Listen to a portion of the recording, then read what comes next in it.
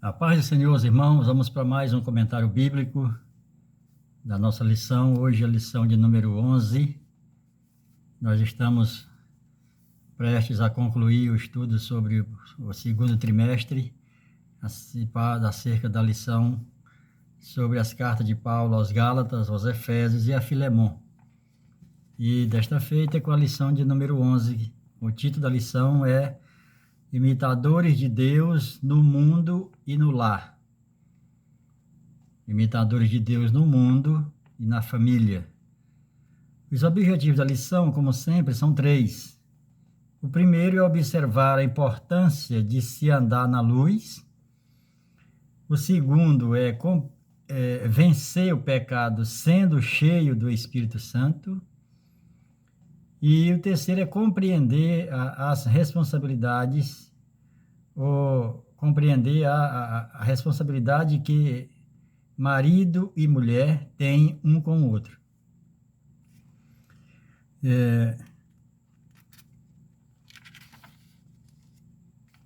O textuário da lição fala: pois outrora erais trevas, porém agora sois luz no Senhor. Andai como filhos da luz, Efésios 5:8. A verdade prática está, e devemos praticar, diz o seguinte: a condição de servos de Cristo deve influenciar todas as áreas de nossa vida, inclusive o convívio familiar. Então, essa lição ela está inserida no capítulo 5 da carta de Paulo aos Efésios. E uma curiosidade que a gente percebe aqui é que, como nós tivemos a Bíblia alterada, né? A palavra de Deus ela foi alterada primeiro pelos judeus, quando acrescentou títulos, né? Antes da leitura, antes da palavra, nos Salmos, né? Que é chamado de itálico. Então, quando você vai para um salmo, aí você percebe que tem um texto acima. Tem 2 textos. Tem o negrito, que foi acrescentado já pela Vulgata Latina, né? E aí tem o que foi acrescentado pelos judeus, que é chamado de itálico. E isso não faz parte do canon, não faz parte do original. E também aqui nas divisões, já feito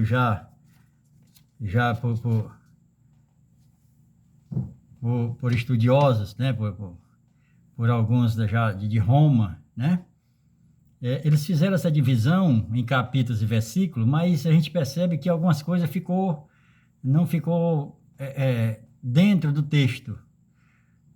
Separou-se o capítulo, separa-se o versículo e o texto não acabou. No caso aqui de Efésios capítulo 5, que nós temos o primeiro versículo, ele pega uma parte ainda do que seria um texto acerca de exortações à santidade. Então, a gente teve bastante prejuízo com esses acréscimos, né? É por isso que nós devemos, quando formos estudar a Bíblia, nós devemos dar prioridade para aquela edição mais antiga que você puder achar. Essa está mais próxima do original, do grego e do hebraico. Amém? Então vamos lá. A introdução à lição, nosso comentarista ele traz o seguinte: no capítulo 5 de Efésios, Paulo continua a falar sobre a forma de vida que deve pautar os cristãos, agora fazendo um contraste entre as obras das trevas e as obras da luz, fechando a exposição com importantes considerações à família. Então, o comentarista aqui, ele pega essa lição e ele divide basicamente em 2 tópicos. Ele pega o primeiro ponto e o segundo, e o terceiro ponto ele deixa para falar sobre homem e mulher. Pois bem, quando ele traz aqui sobre trevas, obras das trevas e obras das luzes, Ele está fazendo também uma comparação com Gálatas 5, que fala sobre as obras da carne e as obras e o fruto do Espírito. E aqui nós temos as obras das trevas e as obras da luz. As obras das trevas, primeiro ponto, e fruto da luz, Efésios 5, de 1 a 17. Trevas, nós sabemos que trevas ela é a ausência de luz. Para que tenha trevas, foi necessário ter tido luz antes. Senão, não justifica ter trevas, né? E essa palavra trevas, ela na Bíblia, realmente ela não simboliza escuridão. Essa palavra treva, na Bíblia, ela traz mais para o sentido de ignorância, de eu não conhecer. Então, é tanto que alguns textos, alguns estudiosos dizem, esse versículo, nessa parte que eu não entendia, que eu era ignorante aqui, o Espírito me deu luz, o Espírito Santo me deu luz acerca desse assunto. Então, essa palavra trevas na Bíblia, ela geralmente ela não está falando de escuridão, né? De ausência de luz, mas sim de ausência de conhecimento, de ausência de você entender o que você está lendo, de você perceber, de você entender o Espírito por trás da letra. Porque nós sabemos que Deus, ele só fala através de código, através de símbolos. E é por isso que tem as parábolas, e é por isso que tem muitos símbolos, né? Principalmente no livro de Apocalipse e Daniel fala de muitos símbolos. E nós temos que entender como Deus não fala idioma, Deus fala através de símbolos. Pois bem, então aqui, para você ter uma ideia, em Gênesis capítulo 1, verso 2, diz assim, no princípio, Deus cria o céu e a terra era sem forma e vazia, e a terra estava em trevas. Essa treva não era escuridão, porque o Espírito de Deus pairava sobre a face do abismo. Então, se o Espírito Santo de Deus estava ali, não tinha escuridão, porque o Espírito é luz. Então, ele pairava no sentido de estar chocando, porque o Espírito de Deus estava criando. Ali já faz parte de um outro mundo que Deus está criando, porque o primeiro mundo foi destruído quando Deus traz juízo a Lúcifer, que era o príncipe desse mundo. Ele regia esse mundo primeiro, que foi o primeiro dilúvio. E aí o Espírito de Deus paira sobre a face do abismo, ou seja, havia trevas. Essa treva era falta de conhecimento, era falta de criação. O Espírito Santo estava chocando, estava criando. Glória a Deus por isso. Então, o primeiro ponto fala as obras das trevas, Efésios 5:8. Pois outrora eras trevas, porém agora sois luz no Senhor. Nós só somos luz porque estamos em Cristo. Assim como a palavra diz que agora nós estamos em Cristo, Romanos capítulo 8, nós somos nova criatura, né? Estamos em Cristo, as coisas velhas passaram, agora nós nascemos de novo. Então, nós somos luz em Cristo. Fora de Cristo, nós não somos luz. Nós voltamos a ser trevas. Nós só somos luz porque estamos em Cristo. E ele fala aqui, ele pontua aqui, letra A, B. Nesse primeiro ponto, ele fala acerca da impudicícia, né? As obras das trevas. Quando você está em trevas, quando a pessoa está em treva que ainda não conhece Jesus, ou até mesmo depois que confessa Jesus, essa pessoa ainda tem muita treva no sentido de falta de conhecimento de Deus.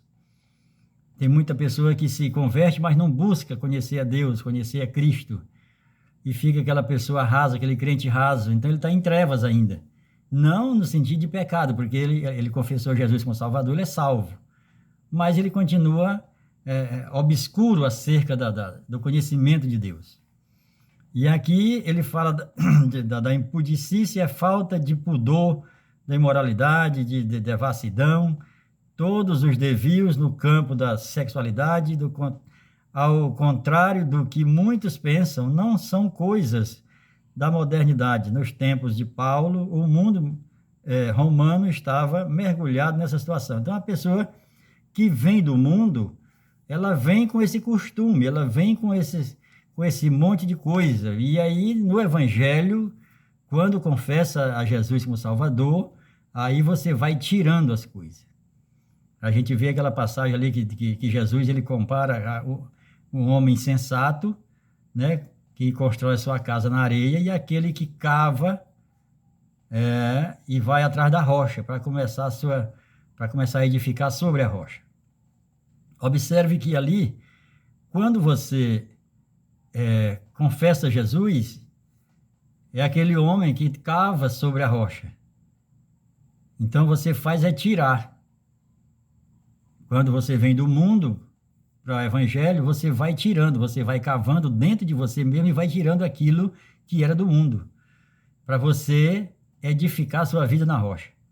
Quando você vai construir uma casa, construir um prédio, literalmente, você compra material e você vai colocando material. Quando esse prédio que Jesus está falando, que é edificado na rocha, que é o corpo de Cristo, pelo contrário, esse a gente vai atirar, a gente não compra material para colocar, a gente faz tirar e joga fora, para ir em busca da rocha, para edificar a nossa vida em Cristo. E a conversação, né? Você vai mudando aquela conversação, aquela linguagem torpe, aquela linguagem que não condiz com a palavra de Deus, e que você vai mudando. Mas você só vai mudando se você estiver no meio de um povo que está crescendo na graça e no conhecimento de Deus. Vamos estar lá em Oséias capítulo 6, 3, conheçamos e prossigamos em conhecer o Senhor. Ou seja, é um processo. Você não pode parar esse processo.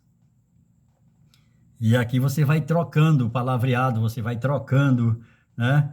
Você vai aumentando o seu conhecimento, né? Você vai tendo mais palavras para você conversar, né? O seu vocabulário vai aumentando. O fato é que quando você está aqui, às vezes você está na fila de banco, está em algum lugar onde tem outras pessoas conversando, aí você escuta alguém dizer misericórdia. Aí você diz, olha, aquele dali é crente. Ou se não está crente, mas está desviado, mas conhece a palavra, porque pelo palavreado. Então o palavreado do crente, né, é diferente quando você ouve, né? Então é essa mudança que você vai tirando para você edificar a sua vida na rocha. Glória a Deus por isso. O segundo ponto do primeiro tópico aqui fala o fruto da luz. Qual é o fruto da luz? Porque o fruto da luz consiste em toda bondade, justiça e verdade. Então essa é o fruto da luz. Ela consiste na bondade. Bondade de quem? Nossa, não, que nós somos maus. O próprio Jesus disse que nós sendo maus, nós sabemos dar coisas boas aos filhos, imagina o nosso Pai que está no céu. Então, essa bondade é dele. Nós somos enxertados nele, e você sabe como acontece com a fruta que você enxerta, você pega o limão Tahiti, você enxerta no limãozinho tradicional nosso. Você vai ter um limão de primeira qualidade, o limão Tahiti, daquele pé que era o pé de limão, vamos dizer assim, caipira, né? Um limão sem semente. Então agora nós, nessa luz, nós temos que ter bondade, a bondade que vem de Cristo. E nós temos que ter também a justiça, porque nós somos justificados, nós não somos justos, mas nós fomos justificados. Quem nos justificou foi Cristo. E não foi por mérito. Ele nos justificou por amor. Deus amou o mundo de tal maneira que deu o seu Filho, e o seu Filho nos justificou diante do Pai. E em terceiro lugar, aqui a verdade. O fruto da luz, ele é a verdade. Está lá em João 8,32, conhecereis a verdade, você vai ser liberto, vai haver luz no seu entendimento acerca do assunto, porque você está pautado sobre a verdade. Aqui, acerca de Provérbios 6, 23, acerca da luz, que fala também daquele outro versículo que foi tirado desse Provérbios 6, 23, que diz o seguinte, porque, lá no Salmo, né? Isso aqui é tirado do Salmo. Porque o mandamento é lâmpada e a instrução é luz. E as repreensões da disciplina são o caminho da vida. Então, esse provérbio 6:23, ele foi tirado do Salmo, né? Que ele diz, lâmpada para os meus pés, Salmo 19, 105. Lâmpada para os meus pés e luz para o meu caminho é a tua palavra, né? Então, nós temos que ter essa luz. Nós temos que andar na luz. Lá em 1 João, capítulo 1, a carta de 1 João, capítulo 1, versos 5 e 7, diz, se nós andarmos na luz, como ele na luz está, nós teremos comunhão uns com os outros. E o sangue de Jesus Cristo, seu Filho, nos purifica de todo pecado. Se, tem uma condicional, se andarmos nele, na luz. E Jesus, ele não é a luz, muito embora ele tenha falado em João, dizer assim, eu sou a luz do mundo. Mas depois ele passou isso para nós, quando ele foi assunto aos céus, e agora vós sois a luz, e o sal da terra é a luz do mundo. Ele não é a luz emana dele, não é ele que é luz, né? Porque ele é Deus, Jesus é Deus. Então ele não é aquela luz, porque quem é luz, tem hora que não é luz. Então Jesus, a luz emana dele, onde ele está, emana a luz, mas não é ele que é luz. Glória a Deus, aleluia. No terceiro e último tópico do primeiro ponto, fala sobre remindo o tempo, né? Remindo o tempo porque os dias são maus. Por esta razão, não vos torneis insensatos, mas procurai compreender qual a vontade do Senhor. Remir o tempo significa que eu não vou perder tempo. Eu não vou perder tempo com aquilo que não é da vontade do Senhor. É claro que aqui não está dizendo que eu não tenha que me divertir, que eu não tenha que tirar um tempo para mim, para a família, para brincar. Não está dizendo, não é nada disso. Ele está falando daquilo que a pessoa tira o tempo para jogar no celular, tira o tempo para ver televisão, ver novela, tira o tempo para jogar bola, tira o tempo para fazer coisas que ele poderia estar fazendo para o reino de Deus.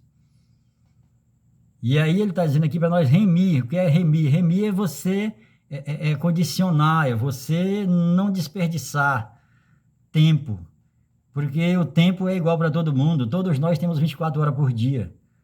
E nós devemos devolver o dízimo também do tempo para o Senhor, que é 2 horas e 40 minutos. Como é que você está devolvendo? Não dá para devolver quando vai para a igreja uma vez na semana, 2 vezes. Você tem que tirar tempo para pregar o evangelho, para ler a palavra, para estudar a palavra, para ajudar alguém, para ir para a igreja. Aí você tem que entregar esse tempo. Você tem que remir esse tempo, aproveitar esse tempo, porque os dias são maus, significa que eles vão passar e o nosso tempo vai passar, né? E a palavra de Deus diz que nós temos que fazer as coisas enquanto é dia, no sentido de enquanto está vivo. Aquela palavra que a noite vem não significa noite, é a diferença do dia para a noite, ali significa morte. Fazer a vontade de Deus enquanto você está vivo, porque a morte vem, depois da morte você no cemitério não vai poder fazer a obra do Senhor. O segundo ponto fala, enchei-vos do Espírito. Aqui Paulo mostra aos Efésios um caminho sobremodo excelente para aqueles que querem vencer o pecado e cultivar um frutífero relacionamento com Deus. Não vos embriagueis, né? Não vos embriagueis com o quê? Com vinho, né? Graças a Deus, nós aqui do Brasil não temos o costume de beber, os crentes. Em algumas outras nações, os crentes têm o costume ainda de beber vinho, né? Não muito alcoólico, bebida não muito forte, mas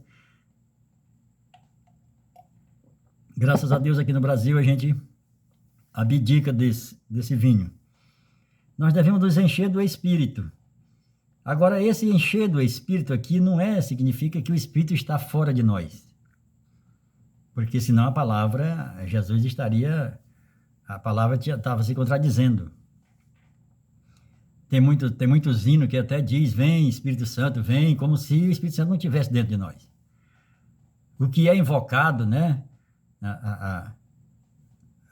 Essa situação de invocar o Espírito para vir, isso aí são na macumba, no candomblé, nessas coisas que você invoca um espírito e ali você roda até ficar tonto, que o espírito lhe toma de uma forma bruta, que você e você não sabe o que está acontecendo porque já rodou tanto e ficou tonto. O Espírito Santo de Deus não é assim, ele não estupra ninguém, ele habita dentro de nós. E como é esse encher do Espírito? É você fazer, dar ouvido ao Espírito, você fazer o que o Espírito fala para a igreja, que nós somos igreja. Aquele que tem ouvido, ouça o que o Espírito diz à igreja. Nós somos igreja, então você tem que ouvir o que o Espírito Santo fala. Geralmente, o crente diz assim, eu senti um negócio hoje, eu tive um sentido, eu tive alguma coisa. Não, esse é o Espírito Santo. Para crente é o Espírito Santo. Agora, essas entidades que são invocadas, até no meio da igreja, a gente vê as pessoas ali invocando, ali é coisas copiadas do que vem lá do paganismo, lá da macumba, do candomblé, que invoca um ser, um espiritual, e ele vem e se aposta da pessoa, e isso não tem nada a ver com a igreja, não tem nada a ver com o Espírito Santo de Deus. O Espírito Santo de Deus, ele habita em nós, e nós não perdemos o sentido quando a gente se alegra no Espírito. No sentido de rodar e bater a mão na cara das pessoas que estão ao nosso lado e dizer, eu não vi, aconteceu isso aqui, eu não vi. Não é o Espírito Santo. Então, encher-vos do Espírito é encher das virtudes do Espírito. Quais são as virtudes do Espírito? Sabedoria, né? Tá lá, que nós falamos na lição passada, está lá no profeta Isaías, capítulo 11, verso 2. Né? Encher do Espírito é justamente você se encher das virtudes dele. Que é graça, que é sabedoria, aí você está se enchendo do Espírito. Aqui o segundo tópico do segundo ponto fala, encheis do Espírito, não vos embriagueis com vinho, no qual há dissolução, ou seja, quando você se embriaga com vinho, ou lá no mundo, quando a pessoa se enche daquela entidade espiritual maligna, ele perde o sentido. Ele faz coisa que depois ele pergunta o que foi que houve, onde é que ele estava, que ele não sabe. Então é diferente do encher do Espírito do qual nós falamos aqui no tópico 1. Nós temos que ter conhecimento e sabedoria, que o Espírito de Deus habita em nós somos morada e templo do Espírito Santo. Nós só temos que deixar ele fazer a vontade do Pai. Aí nós não podemos entristecer ele, porque ele habita em nós. Nós devemos dar vazão para ele ter primazia para fazer o que ele vem fazer. Qual é a obra do Espírito Santo que Jesus, quando chegou lá, rogou que o Pai mandasse? Para vir nos ensinar. Jesus disse, olha, não se preocupe, porque eu não posso falar tudo que eu tenho para ensinar para vocês, que vocês não vão suportar, mas eu vou rogar ao Pai, e ele vai enviar um outro Consolador, porque Jesus já era um Consolador, e aí ele roga ao Pai, ele ora e pede ao Pai, e o Pai manda um outro Consolador, que é o Espírito Santo, que vai ficar conosco, vai habitar em nós, e vai nos ensinar tudo aquilo que Jesus falou, e vai convencer o homem do pecado e do juízo. É o Espírito Santo que convence, a gente só prega, a gente só leva as boas novas, mas quem convence é o Espírito Santo. Vamos para o terceiro e último ponto aqui, aliás, para o terceiro ponto do segundo, que fala sobre a vida cheia do Espírito, né? Efésios 5:20. Dando sempre graças por tudo ao nosso Deus e Pai, em nome de nosso Senhor Jesus Cristo. O crente cheio do Espírito não vive resmungando, murmurando, reclamando. O crente cheio do Espírito Santo, ele tem cuidado no trabalho, na política, na igreja. Ele tem cuidado no falar, ele lê a palavra, ele estuda a palavra. Ele tem que chegar com palavra de Deus, com palavra de ensinamento, com conselhos. Ele não pode entrar em roda de escarnecedores, não pode entrar em conversação que corrompe os bons costumes. Uma pessoa que é cheia do Espírito, a palavra de Deus, a primeira coisa é que ele é manso, ele é humilde, ele fala quando tem oportunidade, e quando ele fala, as pessoas dão crédito, porque tem algo de Deus quando ele fala, não sai dele. O próprio Jesus, quando esteve fazendo a obra do Pai, ele disse, eu não vim fazer a minha vontade, eu vim fazer a vontade daquele que me enviou. E nós, como temos Jesus como nosso Senhor, nós temos que também fazer a vontade dele, o Espírito Santo que habita em nós temos que ter cuidado para viver isso. Vamos para o tópico 3, aqui fala da família. Paulo separa esse tópico 3, separa essa parte de Efésios aqui, capítulo 5, a partir do versículo 22 a 33, para falar sobre a família. Mas é interessante aqui que ele fala do homem e da mulher, né?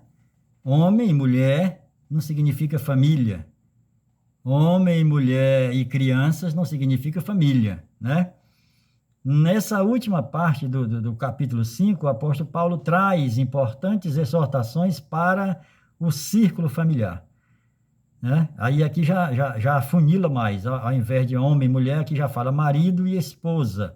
São os atores principais na exposição apostólica, na qual a missão de cada um é cuidadosamente colocada. O fundamento do amor. Eis porque deixará o homem, seu pai e a sua mãe, e se unirá à sua mulher. Observe que não é a sua esposa. O homem e a mulher, o homem se une com a mulher e pode ali se tornar uma esposa. E o homem pode, a mulher pode fazer com que o homem se torne um marido. Quem vai fazer isso são o cônjuge individual. O marido é que vai construir na mulher uma esposa. E a mulher é que vai construir no homem um esposo. E aqui ele coloca o casamento cristão é a relação mais preciosa da vida. Tanto que Paulo, ele compara... Paulo ele faz duas comparações bem apropriadas. Ele compara o nosso corpo com a igreja, né, com o corpo de Cristo, que é a igreja. Para a gente entender o corpo de Cristo, que é a igreja, ele compara com o nosso corpo, nossos membros. Pés, mãos e sentidos e tudo que nosso corpo tem. Aqui também, ele sempre, inclusive Jesus, trata a igreja como esposa, como noiva. E Paulo também traz essa comparação. Mulher versus esposa, homem, né, versus marido. Essa é a colocação que eu fiz aqui. Então, na criação, lá em Gênesis 1, 27, Deus cria o homem e a mulher no mesmo dia, no mesmo momento. Quando Deus cria ali o homem, ele cria homem e mulher no mesmo momento. Agora, você precisa entender que entre a criação e a formação, existe um espaço, né? É um espaço de tempo. Tudo aquilo que foi formado foi criado antes. Haja vista, você tem uma ideia de criar alguma coisa, de edificar uma casa, e você vai para o papel e você cria. Você faz ali a planta, você faz ali o desenho arquitetônico, e aí dali que vai passar para um construtor, para um edificador, para um engenheiro, para ele fazer a obra, né? Para ele dar realidade àquela obra. Então, Deus, ele cria, Deus é criador. Então, aqui no Gênesis 1, 27, Deus cria homem e mulher no mesmo dia, no mesmo instante, no mesmo momento, ele cria ali. Homem e mulher os criou, pronto. Agora, quando ele vai formar, ele forma o homem primeiro. E depois forma a mulher. O segundo ponto do terceiro fala a missão da esposa. Qual é a missão da esposa? Como, porém, a igreja está sujeita a Cristo, assim também a mulher seja submissa em tudo ao seu marido. 1 Coríntios 11, 14, né? Paulo fala isso em 1 Coríntios 11, 14 e está aqui em Efésios 5, 24. Então, o que é a esposa? A esposa é a glória do marido. Deus fez a esposa para ser a glória do marido. Deus fez a mulher para ser a glória do homem. E a missão do marido, a missão do homem, né? Gênesis 2, 7. Deus formou o homem, né? Maridos, amai a vossa mulher, como também Cristo amou a igreja e assim se entregou por ela. Então, a missão do homem como marido é amar a esposa. E a missão da mulher como esposa é ser submissa ao marido. O homem é a glória de Deus e a mulher é a glória do homem, né? Fica bem claro isso na palavra de Deus. Então, essa missão aqui da mulher dela ser submissa, e nós sabemos que no passado, né, por conta do pecado, a mulher ela foi demonizada, né, desde os primórdios, e aí ainda entrou pela geração, né, pela chamada de Abraão, ainda a mulher, no judaísmo, ainda foi ainda muito, assim, martirizada, né, e até hoje a mulher, né? Porque por conta do homem não ter entendido essa situação aqui, da submissão como uma coisa menor, como uma coisa inferior, e não tem nada a ver com isso, né? E isso perdura até hoje. Inclusive, Jesus, quando veio o seu ministério, ele foi mais com mulher. Quem mais ajudou Jesus foi mulher. Ele provando que o povo tinha vivido de forma errada, né? Maltratando a mulher, e até hoje a mulher está na situação, e muito por parte da própria mulher também não se valorizar, desde lá do começo, de não se valorizar. Qual é o primeiro valor da mulher? É ser submissa ao marido no Senhor, e o marido ser a glória do Senhor. Então, a mulher é a glória do homem, e o homem é a glória de Deus. Graças a Deus, mais uma lição. Nós estamos aqui concluindo essa lição de número 11, falando sobre seres imitadores de Deus no mundo e no lar. Como é que eu vou imitar Deus? Nós não podemos imitar Deus na criação, porque nós não somos criador. Nós podemos imitar Deus no amor, quando ele diz: amai o vosso próximo como a si mesmo. Quando nós amamos, nós estamos imitando Deus. Amém? Que Deus abençoe, em nome de Jesus, amém.